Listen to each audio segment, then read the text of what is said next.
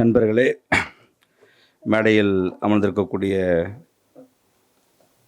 ஆளுமை பெருமக்களே, தோழர்களே,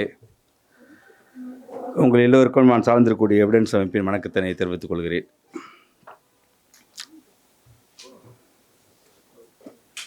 தமிழகத்தில் கடந்த 10 ஆண்டுகளில் 80க்கும் மேற்பட்ட சாதிய ஆணவ படுகொலைகள் நடந்திருக்கிறது. 2023ஆம் ஆண்டு லோக்சபாவில் ஏப்ரல் மாதம் 25ஆம் தேதி 2017 2021 வரை 3 ஆணவ கொலைகள் தான் நடந்திருப்பதாக கொஸ்டின் அவரில் அவங்க ஒரு புள்ளி விவரத்தை கொடுத்துருந்தாங்க. ஆனால் நம்ம எடுத்திருக்கக்கூடிய டேட்டாவில் பார்த்திங்கன்னா 80 ஆணவ கொலைகள் நடந்திருக்கு.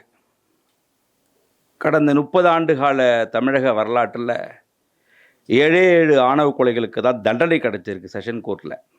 அதில் குறிப்பாக பார்க்கணுன்னாக்க திருநெல்வேலி கல்பனா வழக்கு 2 சங்கர், அதுக்கப்புறம் திருவாரூர் அமிர்தவல்லி, நாகப்பட்டினம் அபிராமி, கண்ணகி முருகேசன், கோகுல்ராஜ், இறுதியாக அண்மையில் மேட்டுப்பாளையத்தை சேர்ந்த வர்ஷினி பிரியா கனகராஜ்.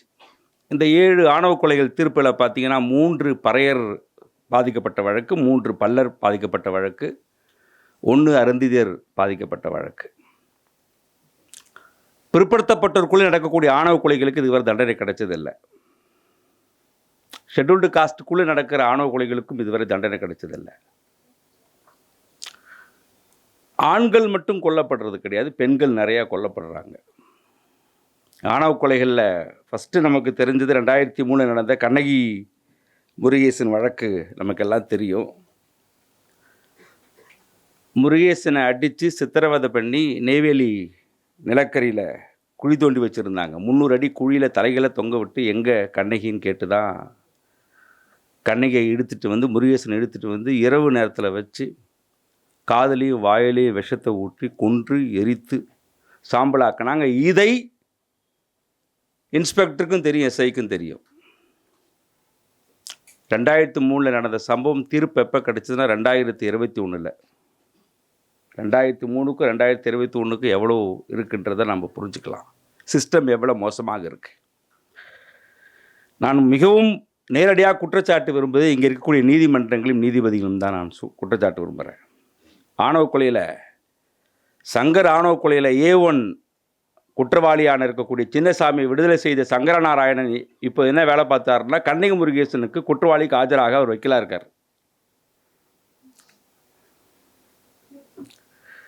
சங்கர் வழக்கில் வந்துட்டு குற்றவாளிகள் புகைப்படம் வெளியே வந்துருச்சுன்னு கொந்தளிச்ச ஜஸ்டிஸ் நாகமுத்து இப்போ கண்ணகி முருகேசன் குற்றவாளி வழக்கில் வந்து அவர் குற்றவாளிகளுக்கு ஆஜராக இருக்கிறார். நீதிபதியாக இருக்கின்ற போது ஆணவ குற்றவாளிகளுக்கு ஆதரவாக தீர்ப்பு கொடுத்தவர்கள் ரிட்டையர்மெண்ட் ஸ்டேஜ் என்ன பண்ணுறாங்கன்னா அவங்களுக்கு வாதாடுற வக்கீலாக மாறி இருக்கக்கூடிய சூழல் இன்றைக்கு தமிழ்நாட்டில் இருக்குது. தமிழ்நாடு ஆன்டி காஸ்ட் ஸ்டேட்டு கிடையாது. நம்ம எல்லாம் பூச்சி முழுகிட்டு கிடக்கிறோம். தமிழ்நாடு ஆன்டி ஸ்டேட்டு கிடையாது. அதை நீங்கள் உடைச்சி பேச வேண்டிய காலகட்டங்கள் இருக்குது. இடைநிலை சாதிக்காரர்களுடைய வன்முறையை நீங்கள் ஓப்பனாக பேசி தான் ஆகணும். கல்லர்கள் பண்ணுற வன்முறையும், கவுண்டர் பண்ணுற வன்முறையும், கோணார்கள் பண்ணுற வன்முறையும் நீங்கள் பேசி தான் ஆகணும். இல்லை இப்படி பேச முடியாது, நேரடியாக பேச முடியாதுன்னு சொன்னாக்கா ஒன்றும் பண்ண முடியாது. அதை நீங்கள் உடைச்சி பேசினா தான் ஆணவ கொலைக்கான தீர்வை நான் கொண்டு வர முடியும்னு நினைக்கிறேன். நான் தமிழ்நாடு நம்ம எவ்வளவோ பேசிக்கிட்டு இருக்கோம். 2005 நிலக்கோட்டில் நடந்த முதல் ஆணவ கொலையை நான் பார்க்குறப்போ பதட்டமாக இருந்துச்சு. பையன் தலித் பையன், பொண்ணு நான் தலித் பொண்ணு, 2 பேரையும் பிரித்து கூட்டு வராங்க. போலீஸ் ஸ்டேஷனில் பஞ்சாயத்து நடக்குது. அந்த பொண்ணு நாய் சங்கிலியால் கட்டி போடுறாங்க. ஊர் மந்தையில் ஊரில் எல்லாம் வரி வசூல் பண்ணி ஒரு தண்ணி டேங்க்கில் வந்து மஞ்சளையும் வேப்பலையும் கலந்து ஊரையே கழுவி விட்றான், கோவிலை கழுவி விட்றான். அந்த பொண்ணுக்கு நாய் தட்டில் தான் சாப்பாடு வைக்கிறான், நாய் சங்கிலியால் கட்டி போடுறான். அங்கேருந்து வந்தவன் போய் ஒரு பறையும் கூட தங்கிட்டு வந்துடியாட்டி திருட்டு சேவடியா முண்டன்னு சொல்லி செருப்பு காலையில் எட்டி நெஞ்சில் உதைக்கிறான். 3 நாள் ஆச்சு, விஷம் ஊசி போட்டு கொண்டுட்டாங்க. தமிழ்நாட்டில் நடந்தது. கடந்த வருடம் பட்டுக்கோட்டையில் 2024 பட்டுக்கோட்டையில் போலீஸ் ஸ்டேஷனில் வச்சு பிரிக்கிறாங்க. பிரிச்சுட்டு போய் பொண்ணை எரித்து 15 நாள் கழிச்சு வெளியில் எல்லாத்துக்கும் தெரியும். ஊரே சேர்ந்து மறைக்கிறாங்க. பேரையூரில் கரிமுட்டத்தில் வச்சு எரிக்கிற வழக்கு நடந்துச்சு. போன வருஷம் 2024 அழகேந்திரன் என்கிற இளைஞரை ஆண் உறுப்பை வெட்டி தலையை வெட்டி கொலை பண்ண சம்பவம் நடந்துச்சு. மார்ச்சூரில் நாங்கள் போய் பார்க்கும்போது இவ்வளோ சைஸில் உள்ள உடம்புல புழு நனைஞ்சிக்கிட்டு இருந்துச்சு.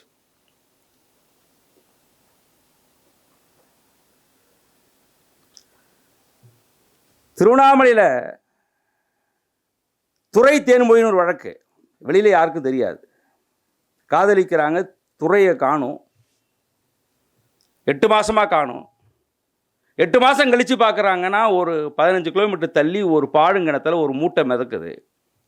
அந்த மூட்டைக்குள்ளே பார்த்தீங்கன்னா கை கிடக்குது, தலை தனியாக கிடக்குது, கால் தனியாக கிடக்குது, ஆணுறுப்பு வெட்டி தனியாக கிடக்கு, எல்லாம் கட்டி உள்ளே கிடக்கு.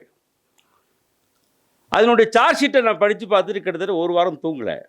என்ன இருந்துச்சு, நான் சார்ஜ் ஷீட்டில் அவங்க எப்படி கண்டுபிடிச்சிருக்காங்கன்னா, அந்த தேன்மொழி துறைக்கு எழுதின ஒரு கடிதத்தை வாசிக்கிறான். அவங்க அண்ணங்காரன் கையில் கிடச்சிருச்சு. அந்த கடிதத்தை வாசித்து ஒவ்வொரு உறுப்பாக விட்டுறான்.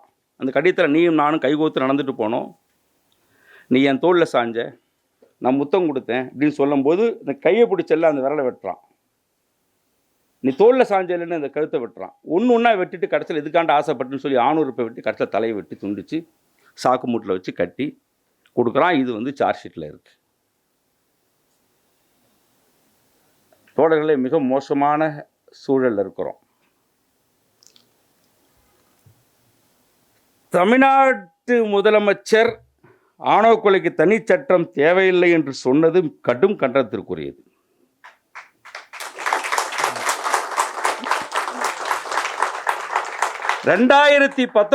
ஆண்டு நந்தி சுவாதி வழக்கில்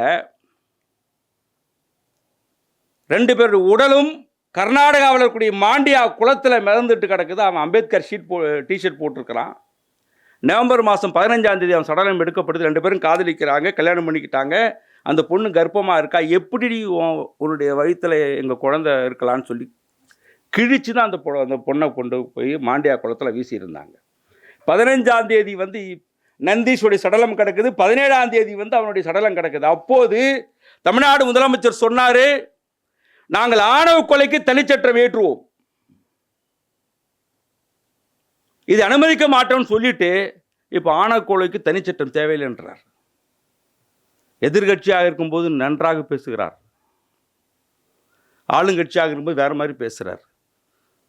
எப்போதுமே திமுக எனக்கு எதிர்கட்சியாக இருக்கணும்னு தான் விரும்புகிறேன் நினைக்கிறேன். அந்த இடத்துக்கு நம்ம தள்ளிடுவாங்களோன்னு தோணுது. இதை நீங்கள் வெறும் திமுக திராவிட அரசியோடு முடிச்சு போட நான் விரும்பலை. நான் அங்கே பிரச்சனை இருக்குது, நிர்வாக ரீதியாக பிரச்சனை இருக்குது, பேசி தான் ஆகணும், உடைச்சி தான் பேசி தான் ஆகணும். இது பேசாமலாம் இருக்க முடியாது. பட்டியல் சாதிக்குள்ள நடக்கலையா? நடக்குது. இப்போ சதீஷ்குமார் 2 பேருமே தேவர் தான். கொல்லையா? அவன் இந்த பொண்ணுடைய உடம்பை எப்படி பார்க்குறான்? காஸ்ட் பியூரிட்டி இன்ஸ்டியூஷனாக பார்க்குறான். என் பொண்ணுக்கு என் ஜாதிக்காரனை கல்யாணம் பண்ணி கொடுத்தா என் ஜாதி காப்பாற்றப்படுது. அதுதான் அந்த ஆணவ கொலைக்கான மிக முக்கியமான இடம். இது வெறும் காஸ்ட் இஷ்யூ மட்டும் இல்லை, ஜெண்டர் இஷ்யூ. இது ஜெண்டர் லென்ஸ் போட்டு இது பார்க்க வேண்டியது இருக்குது. என் பொண்ணுக்கு என் ஜாதிக்காரனை கல்யாணம் பண்ணி கொடுக்கணும், என் ஜாதி காப்பாற்றப்படும். அப்போ அவளுக்கான விருப்பம் அதில் எதுவுமே கிடையாது. அதனால தான் என்ன பண்ணுறாங்கன்னா, அது காஸ்ட் பியூரிட்டி இன்ஸ்டியூஷன் மட்டும் இல்லை, காஸ்ட் ப்ரொடியூஸ் பண்ணுற இன்ஸ்டியூஷனாக பார்க்குறான். ராமதாஸ் எனக்கு என்ன வருத்தம்னா, ராமதாஸ் இளவரசனுடைய உங்களுக்கு ஒன்று தெரியுமா? இளவரசன் தற்கொலையா கொலையான்னு கண்டுபிடிப்பதற்கு போடப்பட்ட கமிஷனுடைய செலவு 2,72,00,000. ஆனால் ₹1 கூட அவங்களுக்கு காம்பன்சேஷன் கொடுக்கப்படலை. கமிஷனில் 2,72,00,000 பணத்தை போட்டு செலவு, யார் விட்டு பணத்தை செலவு பண்ணிட்டு, ஆனால் குடும்பத்தினருக்கு 1 பைசா போய் சேரல. கோகுல்ராஜ் வழக்கில் ஜஸ்டிஸ் சம்பத்குமார் சொல்றாரு, கொலை செய்த யுவராஜுக்கும் கோகுல்ராஜுக்கும் எந்த சம்மந்தமும் கிடையாது, சுவாதிக்கும் யுவராஜுக்கும் எந்த சம்மந்தம் கிடையாது. ஆனால் கவுண்டர் பொண்ணை நீ எப்படி காதலிக்கலாம் அப்படின்னு சொல்லி அவனை கொண்டு போய் சித்திரவதை பண்ணி தலையை துண்டிச்சு நீங்கள் நல்லா பார்க்கலாம், தலையும் ஆணுறுப்பையும் கொள்கிற சிஸ்டம் இருக்கும் அதுக்குள்ள. ஆணவ கொலை ஒரு வழக்கில் நீங்கள் எடுத்து வேலை செய்கிறது அப்படின்னாக்க நிறைய உழைக்க வேண்டியது இருக்கும். கௌசல்யா வழக்கில் 58 முறை குற்றவாளிகள் பெயிலுக்கு போனாங்க. ஒரு முறை இல்லை, 2 முறை இல்லை, 58 முறை. 58 முறையும் போய் நம்ம என்ன கேட்க வேண்டியிருக்கும், அப்ஜெக்ஷன் தெரிவிக்கணும். சாதாரண விஷயம் இல்லை. தீர்ப்பு அவ்வளோ எளிதாக கிடைக்காது. இப்போ என்ன சொல்லிக்கிட்டு இருக்காங்கன்னா, இது காதல்ன்றது இயல்பாக எல்லாத்துக்கும் வரும். நான் காதலிக்கவே இல்லைன்னு யாராவது சொன்னாங்கன்னா மனநல மருத்துவரை போய் பார்க்கணும். அப்படி வராமலாம் இருக்காது. எல்லாருக்கும் லவ் வந்து இயற்கையாக வரதான் செய்யும். அது வீட்டில் எல்லாருக்கும் அந்த காதல் வரும். ஆனால் காதலிக்கவே கூடாதுன்னு சொல்கிறது எவ்வளோ பெரிய ஒரு மோசமான ஒரு சிஸ்டம் இங்கே இருக்குன்றதா இருக்குது. ஸோ இது ரொம்ப ஒரு ஜெண்டர் இஷ்யூவாக பார்க்கணும். தமிழ்நாடு ஒரு மோசமான சூழ்நிலையில் இருந்துக்கிட்டு தான் இருக்குது. நிறைய இடங்களில் காவல் ஆணவ குற்றங்கள் நம்ம வகைப்படுத்துகிறோம், கொலைகள் மட்டுமில்லை. ஏற்கனவே லதா சிங் வெர்சஸ் யூபி வழக்கில் சொல்கிறாங்க, இந்து திருமண சட்டம் சாதி மறுப்பு திருமணத்துக்கு எதிரானது இல்லைன்னு சொல்லப்படுது. அதே மாதிரி Vikesh Yadav versus UP, Asha Ranjan versus Bihar போன்ற வழக்கில் ஒரு பெண்ணுடைய திருமணம் செய்கிற முடிவில் யாரும் தலையிட செய்யக்கூடாதுன்னு இருக்குது. கிருஷ்ணா மாஸ்டர் வெர்சஸ் யூபி என்கிற வழக்கில் நான் மனித உரிமை தளத்தில் இருக்கிற மரணதண்டனை மீது எனக்கு உடன்பாடுகள் இருந்தாலும் மரணதண்டனை கொடுக்கணும்னு சொல்கிறாங்க ஆணவ கொலைகளுக்கு. இன்னும் ஒரு வழக்கில் இருக்குது, மும்பை வழக்கில் கான்ஸ்பிரன்சி மட்டும் இல்லை, சதிவு மட்டும் இல்லை, அவன் ஆணவ கொலைன்னு செய்யணும்னு திங்க் பண்ணாலே மரணதண்டனை கொடுக்கலான்னு இருக்குது. ஒரு மும்பை வழக்கில் ஒரு வழக்கில் இருக்குது. அவ்வளோலாம் நீதிமன்றங்க அவ்வளோ 75 தீர்ப்புகள் இருக்குது இதுவரை சாதகமாக. இன்டர்காஸ்ட் மேரேஜ் கப்பலுக்கான ப்ரொடெக்ஷன் சென்டர் ஃபார்ம் பண்ணணும் ஒவ்வொரு டிஸ்ட்ரிக்ட்லேயும் சக்தி வாகினி வழக்கில் 2018 சொல்லப்பட்டிருக்கு. ஒரு டிஸ்ட்ரிக்டில் கூட இதுவரை போடலை.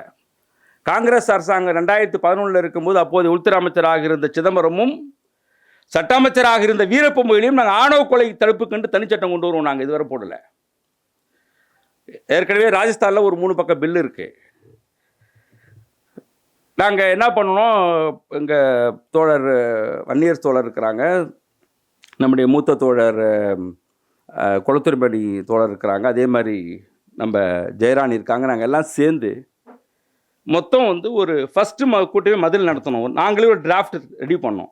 16 ஸ்டேட்டில் நடத்தணும், ஒரு இடத்துல நடத்தலை. டெல்லி, யூபி, ராஜஸ்தான், மொத்தம் 700 பேர் அந்த சட்டத்தை எழுத்தணும். என்னுடைய தலைமையில் நடந்துச்சு. அந்த சட்டத்தை டிராஃப்டில் 27 பக்கம் ஒரு காம்ப்ரிஹென்சிவான இது. ஹியூமன் ரைட்ஸ் கமிஷன் மெம்பர்ஸ் இருந்தாங்க, ஸ்காலர் இருந்தாங்க, விசி இருந்தாங்க, லா கமிஷனுடைய மெம்பர்ஸ் இருந்தாங்க, எல்லாமே இருந்தாங்க. ஒரு சட்டம் ஏற்றணுன்னாக்கா உங்களுக்கு தெரியும், கான்ஸ்டியூஷனுக்கு அகேன்ஸ்டாக இருக்கக்கூடாது. நேஷனல் லா கமிஷன் பார்ப்பாங்க, பார்லிமெண்ட் ஸ்டாண்டிங் கமிட்டி பார்ப்பாங்க, பார்லிமெண்ட் கமிட்டி பார்ப்பாங்க, 2 அவையில் வாதம் பண்ணப்படும். இதெல்லாம் நடக்குது. இது எல்லாம் சேர்ந்து கொண்டு போய் தான் உருவாக்கி கிட்டத்தட்ட 75 எம்பியை பர்சனலாக பார்த்து இது கொடுத்தோம். இது போக தமிழ்நாடு முதலமைச்சரையும் பார்த்து 2028 இது முக்கியமான சட்டம் நீங்கள் கொண்டு வாங்க. ஏன்னா தமிழ்நாடு ஒரு ப்ரோக்ரெசிவான ஸ்டேட், அதில் மாற்று கருத்து கிடையாது. நார்த் இந்தியா ஒப்பிடும்போது தமிழகம் உண்மையாலுமே ஒரு சமூக நீதி மண்ணு தான். அதில் நிறைய குறைகள் இருந்தாலும் ஒரு ப்ரோக்ரெசிவான ஸ்டேட், மாற்று கருத்து கிடையாது. நம்மளே அதை செய்யலாட்ட என்ன செய்ய முடியுன்றதா இருக்குது. 1. 2, சங்கர் கேஸில் சங்கர் கொல்லப்படாமல் கௌசல்யா கொல்லப்பட்டிருந்தால் எஸ்சி ஆக்ட் போட்டிருப்பாங்களா? கவின் வழக்கில் கவின் கொல்லப்படாமல் அந்த சுர்ஜித் அவங்க அக்கா சுபாஷினியை கொண்டு வந்தால் எஸ்சி ஆக்ட் போட்டிருப்பாங்களா? 2 பேருமே ஒரே சமூகம் இல்லை, எஸ்சி ஆக்ட் வராது. இந்த ஆணவ கொலைகளில் கிடைத்த தண்டனைகள் எல்லாமே எஸ்சி ஆக்டில் கிடைச்சது. இதெல்லாம் நம்ம புரிஞ்சுக்க வேண்டியதாக இருக்குது. இது ஆணவ கொலைக்குன்னு இந்த 7 தண்டனை நம்ம கணக்கெடுத்துக்க முடியாது. இதெல்லாம் எஸ்சி வழக்கில் கிடைத்த தண்டனைகளை தவிர ஆணவ குற்றங்களுக்குன்னு கிடைக்கல. நார்த் இந்தியாவில் இன்னும் மோசமாக இருக்குது. என்ன பண்ணுறாங்கனாக்க சிறுநீர் ஊற்றுறாங்க. இன்டர்காஸ்ட் மேரேஜ் நடந்துச்சுன்னா அதுக்கப்புறம் மொட்டை அடிக்கிறாங்க, நிர்வாணமாக ஊர்வலம் போகிறான். 2 பேருமே அக்கா தங்கச்சி அண்ணன்னு டிக்ளேர் பண்ண வைக்கிறான் பஞ்சாயத்து போட்டு. நடக்குது, நிறைய நார்த் இந்தியாவில் நடக்குது. ஸோ தமிழகம் அப்போ இதுக்குன்னு ஒரு சட்டம் தேவை இருக்குது. ஏற்கனவே நம்ம தோழர் வே பாரி சொன்ன மாதிரி தனி சட்டம் இருந்தால் தான் அதுக்கு என்ன இருக்கணும், தனி நீதிமன்றம் இருக்கும், தனி பிபி இருப்பாங்க, பப்ளிக் ப்ராசிக்யூட்டர் போடுவாங்க. அதுக்குன்னு தனி வந்து ரூல்ஸ் வந்து நம்ம கொண்டு வர முடியும். இன்னும் கொஞ்சம் சட்டத்தை வந்து ஸ்ட்ரென்தன் பண்ண முடியும். இதுக்காக தான் இந்த தொடர்ச்சியாக இந்த கேம்பெயினை கொண்டு போயிட்டுருக்கோம். கிட்டத்தட்ட நாங்கள் 25 டிஸ்ட்ரிக்டில் முடிச்சிருப்போம்ல. 25 டிஸ்ட்ரிக்டில் இந்த மாதிரி ஆணவ குற்றங்களுக்கான பரப்புரை, இன்னும் சொல்லப்போனாக்க தென் மாவட்டம் நிறைய ஆதரவு இருக்குது. நிறையா பேர் வந்து கலந்துக்குவாங்க இந்த மாதிரியான பரப்புரையில். அந்த 25 கூட்டங்களுக்கும் தலைமை யாருன்னா கௌசல்யா தான். கௌசல்யா தலைமையில் தான் அது நடத்தப்பட்டது. ஏன்னா கௌசல்யா வந்து ஒரு ஐகான். உண்மையாலுமே கௌசல்யா பாராட்டணும். என்ன காரணம் அப்படின்னா, கௌசல்யாட்ட யாராவது அவங்க அப்பா விடுதலை பண்ண போது கூட பத்திரிக்கையாளர் கேட்டாங்க, அவங்க அப்பா விடுதலை பண்ணிட்டாங்களாமேன்ட்டு.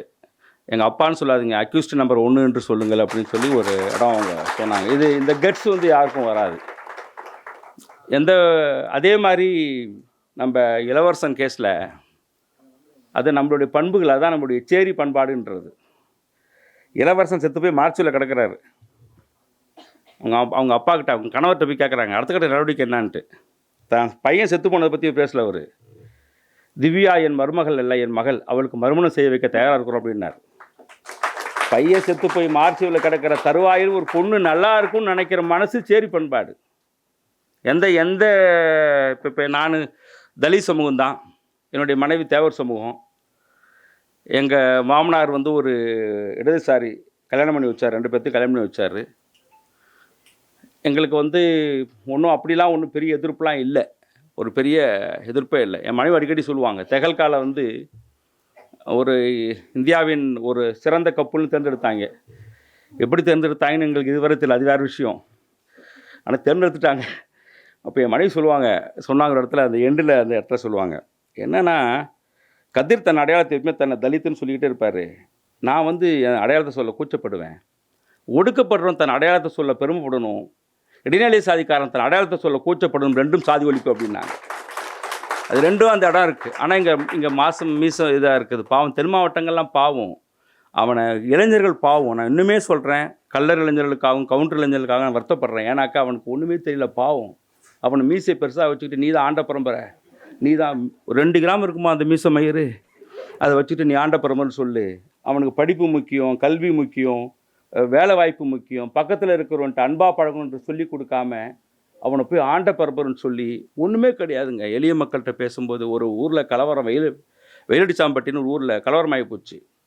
எனக்கெல்லாம் லெசன் அது. ஆக்சுவலி ஊரில் வந்து தலித்தும் நான் தலித்தும் மோதிக்கிட்டாங்க. நான் நினச்சிட்டு அந்த ஊரில் வந்து ரொம்ப ஒரு மோசமான இடம் இருந்துச்சு, பஞ்சமாக இருக்குது ஒரு இடம், இன்னொரு இடம் வசதியாக இருக்குது.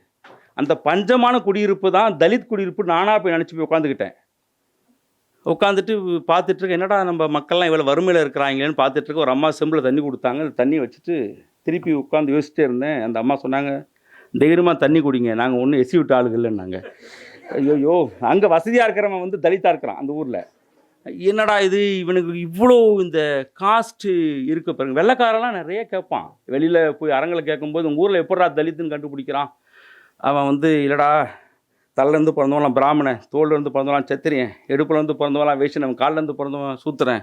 அப்போ நீங்கள் எங்கடா பிறந்தீங்க? அப்போ தான் பெரியார் சொன்ன மாதிரி நாங்கள் தானே அப்பா அம்மாவுக்கு பிறந்தோம் அப்படின்ற மாதிரி அவங்ககிட்ட சொல்ல வேண்டியதாக இருக்குது. இது என்ன சிஸ்டம்? அவன் கேட்குறான், தலையிலேருந்து எப்படா பிறக்க முடியும்? அப்படி ஒன்று வச்சுருக்கான்டா எங்கள் ஊரில், அதை நம்பிட்டு இருக்காங்கடா பல பேர். இந்த மாதிரியான ஒரு சூழலில், ஒரு காஸ்ட்டு சூழலில் நிறையா இருக்குது. அதனால் நீங்கள் நினைக்கிற மாதிரிலாம் இல்லை. நம்மளை விட சிறந்தவர்கள் யாருன்னா சாதாரண பெண்கள் தான். எங்கள் ஊரில் ஒரு அம்மா இருக்காங்க, தலித் லேடி, இதோட முடிச்சுக்கிறேன் நான். அவங்க பேர் வசந்த மாளிகை. ஏன்னா எங்கள் அப்பா வசந்த மாளிகை சினிமா பார்த்து வரும்போது இந்த பொண்ணு பிறந்துச்சு. நல்ல வேலை அன்றைக்கி குலபேகாளி படம் பார்க்கல. அவர் குழந்தை கொண்டு போய் உசிலம்பேட்டில் சேர்க்குறாங்க. கர்ப்பிணி பெண், அந்த கொண்டை ஊசியை வச்சு குத்துறாங்க. குழந்தை அந்த ஆள் குத்துன உடனே அது வந்து பனிக்கூடம் உடஞ்சி போச்சு. இங்கேருந்து மதுரை ஜிஹெச் கொண்டு வராங்க. குழந்தை செத்து போச்சு. குழந்தைய ஃபோர்ஸ் பண்ணி எடுக்கும்போது கர்ப்பப்பை கிழிஞ்சு போச்சு. அந்த யூரின் பேக் தொங்குது. தொங்கின உடனே கர்ப்பப்பை கிழிஞ்சு போச்சு. வீட்டுக்காரர் என்ன சொல்லிட்டாருன்னா, இனிமேல் குழந்தை பெற்றுக்க முடியாது, நம்ம 2 பேரும் டைவர்ஸ் வாங்கிக்கலான்ட்டார். என்னை பார்க்க வந்திருந்தாங்க. இந்த பை தூங்கிட்டு இருந்துச்சு. நான் கேட்டேன், என்னாச்சு? இல்லை சார், என் வீட்டுக்காரர் வந்து வாழ மாட்டார், நீங்கள் கொஞ்சம் பேசி என்னை வாழ சொல்லுங்கள் அப்படின்னு சொல்லி ஒரு கடிதம் மாதிரி ஒரு பெட்டிஷன் கொடுத்தாங்க. சரி, வீட்டுக்காரோட பிறகு பேசுவோம், முதல்ல இந்த யூரின் பேக்குக்கு நம்ம ஏதாவது வழி பண்ணணும்னு சொல்லிட்டு எங்கள் மதுரையில் வடமலையான ஒரு ஹாஸ்பிட்டல் இருக்குது. அந்த டாக்டர் புகழேந்தி அவர்கிட்ட பேசணுன்னா அவர் ஃப்ரீயாக பண்ணி கொடுக்குறேன்னு பண்ணி கொடுத்துட்டார். ஒரு 3 மாதம் கழித்து வசந்த மாளிகை வந்துச்சு. என்ன வசந்த மாளிகை, இப்போ எப்படி இருக்கீங்க சார்? நான் பெட்டிஷன் கொடுத்தேன்ல, ஆமாம், அதை நான் வாபஸ் வாங்கிக்கிறேன் அப்படின்னாங்க. என்னாச்சு, வீட்டுக்கார் சேர்ந்து வாழ்கிறாரா? இல்லை என் வீட்டுக்காருக்கு என்னோட கர்ப்பப்பை தான் முக்கியமாக இருக்குது, அவனுக்கு கடையில் 4-5 கர்ப்பப்பை வாங்கி கொடுங்க, நான் போகிறேன்ட்டு போயிட்டாங்க. அவங்களுக்கு பெரியாரும் தெரியாது, அம்பேத்கரும் தெரியாது, மார்க்ஸும் தெரியாது. ஆனால் சாதாரண கிராமப்புற பெண்கள் வந்து ரொம்ப இயல்பாக எளிமையாக இருப்பாங்க. நீங்கள் ஜனநாயகத்தை அங்கே தான் வச்சு அளவுகோலாக பார்க்க முடியுது. தமிழ்நாட்டில் சூழலும் அப்படி தான் இருக்குது. அதனால் இது ரொம்ப இது ஆணவ குற்றங்கள் வந்து நிறையா மறைக்கப்படுது. இளம்பெண் வயிற்று வலியால் தற்கொலை வருகின்ற செய்தியை பார்ப்போம். அவள் விஷம் குடித்தாலும் குடிக்க வைக்கப்பட்டாலும் தெரியாது, தூக்கில் தொங்கினாலாம் தொங்க வைக்கப்பட்டாலும் தெரியாது. போஸ்ட்மார்ட்டம் ரிப்போர்ட்டில் என்ன தெரிய போகுது, விஷம் உள்ளே இருக்குன்னு தெரியும், அவ்வளோதான். ஏன் செஞ்சான்றலாம் போஸ்ட்மார்ட்டம் ரிப்போர்ட்டில் வந்து தெரியாது. இது எல்லாமே நம்மளுக்கு பெரிய சிக்கலாக இருக்குது. நானும் கௌசியும் அந்த ஆந்திரா போனோம். அந்த பொண்ணு பேர் என்ன, அமீர் தான், அவர் பேர் பிரணாய். அவங்க ஒரு ஆணவ கொலை, பிரணாயை கொண்டுட்டாங்க. அமிர்தா, நானும் கௌசி தான் அந்த தெலுங்கானா போனோம். அப்போ அந்த அமிர்தா கிட்ட நான் கேட்டேன், எப்படி நீ அவனை லவ் பண்ணின அப்படின்னு கேட்டேன். இல்லை, எங்கள் அப்பா சின்ன வயசுன்னு சொல்லுவார், நீ யார்கிட்டையும் பாகுபாடு காட்டக்கூடாது, அன்பாக பழகணும், இருக்கு இல்லைன்றலாம் பாகுபாடு காட்டக்கூடாது, ஆனால் எஸ்சி கிட்ட மட்டும் பேசாத, அது எவ்வளோ பேர் உருட்டு பாருங்க அப்படின்னு சொல்லி வளர்த்துட்டாரு. இவன் கிளாஸில் ஏந்திரிச்சு அவன் தன்னை சொல்லிவிட்டு, அவன் ஃபஸ்ட்டு நான் ஷெட்யூல்டு காஸ்ட்டுன்னு நானா, அவன் அப்படி சொல்லும்போது அவன் அந்த பிள்ளை சொல்கிறா, அவன் ஷெட்யூல்டு காஸ்ட்டுன்னு சொன்னோடனே திரும்பி பார்த்தேன், உலகத்தில் எனக்கு அவன் தான் அழகானவனாக தெரிந்தான் அப்படின்னு அமிர்தா அந்த இதில் சொல்லுவாங்க. ஸோ இதுதான் ஒரு நல்ல ஒரு ஹியூமன் பீயிங்காக இருக்கும் நான் நம்புகிறேன். வாய்ப்புக்கு நன்றி, வணக்கம்.